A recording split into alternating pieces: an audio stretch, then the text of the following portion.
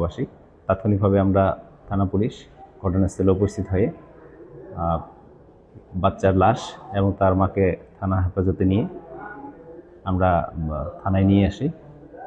বাচ্চার বাবা এবং যে মহিলা তার শাশুড়ি থানায় এসেছে, তাদেরকে আমরা জিজ্ঞাসাবাদ করতেছি। জিজ্ঞাসাবাদ করে আমরা মামলার কাজে আগাবো এবং এটা আসলে তদন্ত সাপেক্ষে আমরা পরবর্তীতে এটা আপডেট দিতে পারবো।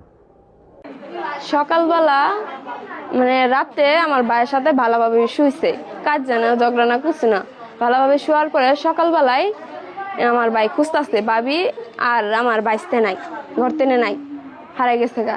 খুঁজতে খুঁজতে পরে আমার ভাই ডাকতেছে যে তোর ভাবিরে দেখছস? দেখি নেই তো আমি।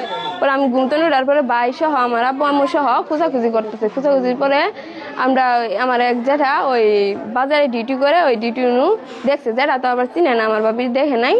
পরে আমার জেঠা কইছে যে জাগর পুনায় তাগর বাইর যাও। পরে তোমার বাপের নাম কি করলো? আমার বাপের নাম মুনতাজ। পরে তোমার বাপের বাড়ির যাও, বাপের বাড়ির যাও গা। পরে সেই আবার আমার ভাবি আবার এই বাড়ি পাড়ার দিক গেছে।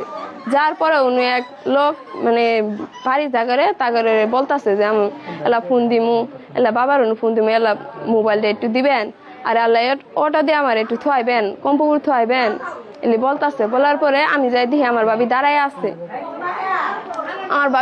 আছে। পরে আমি ভাবিরে বললাম যে ময়না কো? কইলে ময়না আমার নাহের করে একজনে নিশা ধরাই নিয়ে গেছে দরজার সামনেতে। ওই দরজার সামনেতে নিশা নিয়ে গেছে, তাহলে বাইরে ডাক দেন নাই খেয়ে।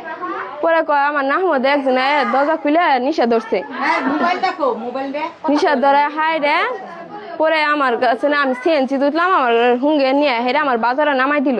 পরে বাবুরে নিয়ে গেছে গা। নিয়ে যাওয়ার পরে 5 মিনিট পরে বাবুরে পাইছি। বাবুরে পুকুর পাড়ও আমার এক চাস্তো ভাই দেখছে। দেখার পরে ওর বাবারে ডাক দিচ্ছে। ওর বাপ আবার চিকটি করে বলতেছে যে কাগর বাবু পুকুরে পড়ছে। পরে বলার পরে তখন আমি যাই আর আমার একটা ফুফু যায় সঙ্গে যাই নিয়ে আসছি। তারপর দেখি আমার বাবির পছন্দ আছে। আমি শাস্তি চাই, ফাঁসি চাই। আমার বাবির ফাঁসি চাই। আমার বাঁচতে